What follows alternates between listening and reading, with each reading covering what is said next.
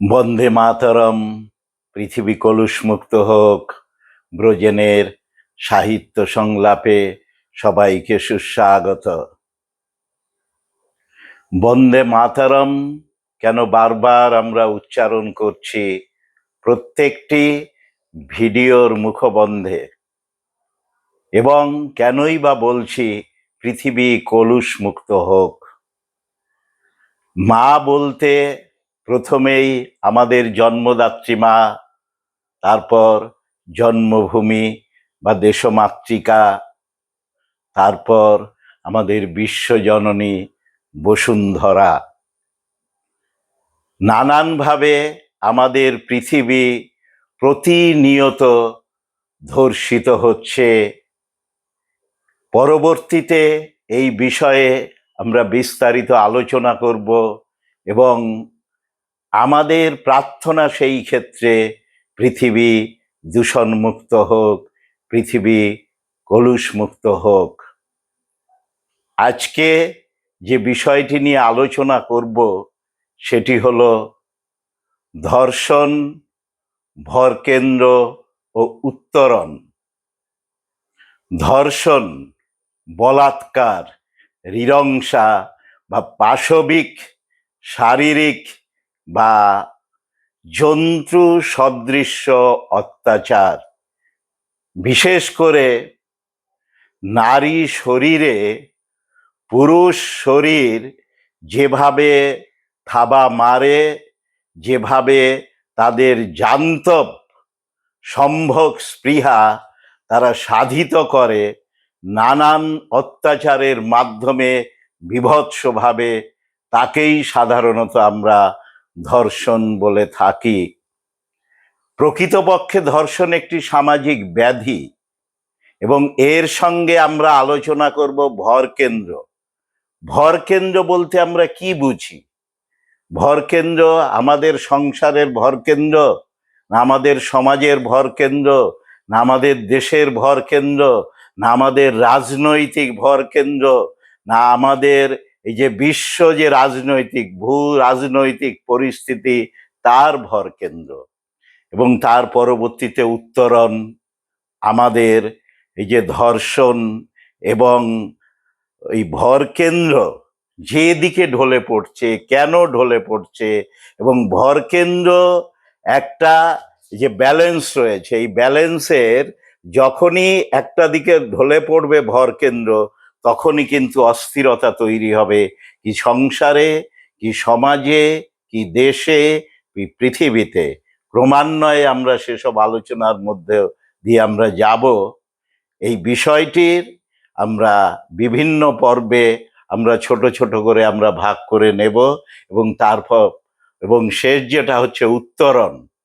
ধর্ষণ, ভরকেন্দ্র এবং উত্তরণ, এই ব্যাধি থেকে কি করে আমরা এই সমাজকে নয়, শুধু আমরা পৃথিবীকে, এই মনুষ্য যে জগৎ, তাকে আমরা উদ্ধার করতে পারি, বা তার উত্তরণ কিভাবে সাধিত হয়। কারণ দিনের পর দিন, বছরের পর বছর পৈশাচিকভাবে এই যে নারকীয় যে ঘটনা, এটা আকছার আমরা ঘটতে দেখছি। এবং আমরা যখন টিভিতে আমরা যখন আলোচনা দেখি বিভিন্ন চ্যানেলে, তখন আমরা কি দেখি? যে প্রথমেই দেখা হয় কোন রাজ্যে কে ধর্ষিত হয়েছে এবং সেই রাজ্যের ক্ষমতায় কে আছে, এবং আলোচনা যখন যখন হয়, তখন কি করে? একে অন্যের দোষারোপ করে। এই দোষ দেখতে দেখতেই কিন্তু আমাদের কি হয়, দিন অতিবাহিত হচ্ছে, এবং আমাদের সমাজে ক্রমশই এই যে ব্যাধি, এই ব্যাধি কিন্তু তার থাবা ক্রমশই বাড়াচ্ছে। আমরা কিন্তু তার কমার কোনো পরিস্থিতি আমরা কোথাও কিন্তু আমরা সেইভাবে দেখছি না।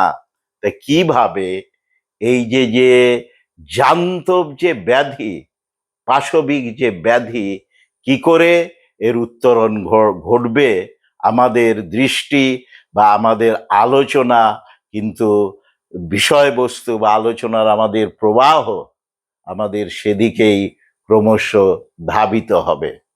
তা আমি প্রথমেই একটি কবিতা, সাম্প্রতিক আমরা জানি যে বারুইপুরে যে ঘটনাটা ঘটেছে তা নিয়ে সেই মুহূর্তেই আমার লেখা একটি কবিতা আমি আপাতত পাঠ করে শোনাবো।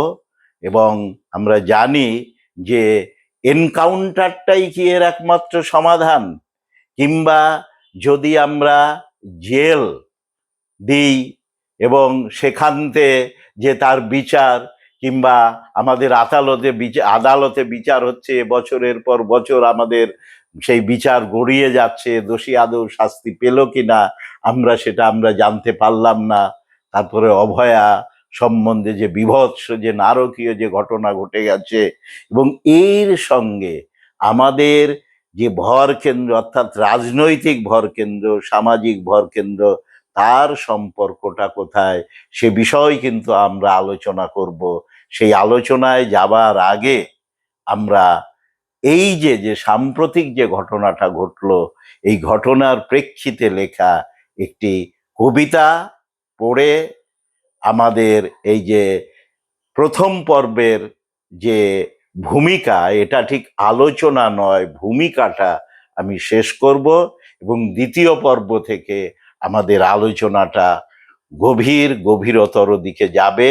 এবং আমরা চেষ্টা করব, আমরা আমাদের আলোচনার ভিতর দিয়ে আমাদের দেখানোর চেষ্টা করব যে কেন এই ব্যাধি সমাজে ক্রমশ দানা বেঁধে উঠছে, এবং কিভাবে এর থেকে আমরা রক্ষা পেতে পারি, মুক্তি পেতে পারি, ও এর থেকে কিভাবে আমাদের উত্তরণ ঘটতে পারে, আমরা সেই জিনিসটাই আমরা দেখব।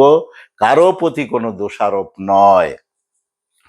ধর্ষণ ও শিক্ষা। ধর্ষণ ধর্ষণ ধর্ষণ কে করে? মানহুস কি না দানুষ? ফানুষের পতাকা, পতাকায় কে ওড়ে? মোমবাতি নিয়ে কে ঘোরে? খানুষ কি? লাল আর সবুজের ভাবে ওরা সমাজটা অবুঝের, বুঝবে না হিংসট মুখোশের নানা জট। মানুষ কি এত বোকা ভুলে যাবে কি চাওয়া ছিল তার? বারবার কি করে মাটি চাপা দেওয়া যায়, রাতারাতি পুড়িয়েই সব হাত ধোয়া যায়। লহমায় মানবী হয় নাকি? যে ছিল দানবী হয়ে গেছে সে প্রমাণ, লতায় পাতায় ভরা শয়তান। সময়ের ইতিহাসে সত্যের অয়া পড়া যায়, জল ঘুলিও না লাল আর সবুজে, নিজেরাও শুধরাও। তোমরা তো এপিটার ওপিটের মুদ্রাও, এ কথা কি ভোলা যায়? এসেছে যে নূতনের ঝংকার, ধনুকে দিল সে টঙ্কার। উপড়াও ধর্ষণ ব্যাধি বয়, এবার লক্ষ্য ভেদ সমাজের নেই খেদ। কিন্তু যদি হয় ব্যত্যয়, নূতনেরও পরাজয়। অন্য নূতন এসে ধরবেই ঠিক হাল, অতীতের ফানুষ ও শয়তান, ক্ষমা তারে করবে না মহাকাল। ধর্ষণ মহা এই অসুখটা কি করে হবে বলো কর্তন? কচিকাঁচা থাকতেই দাও এই শিক্ষা, মানুষের দীক্ষা, পশুত্ব বলি দেয়া প্রকৃত শিক্ষা।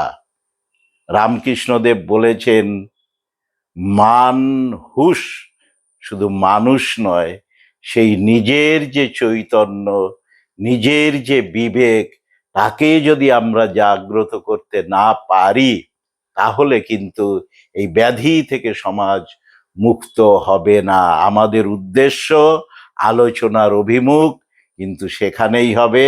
প্রথম পর্বের আলোচনা এখানেই আপাতত জবনিকা টানছি।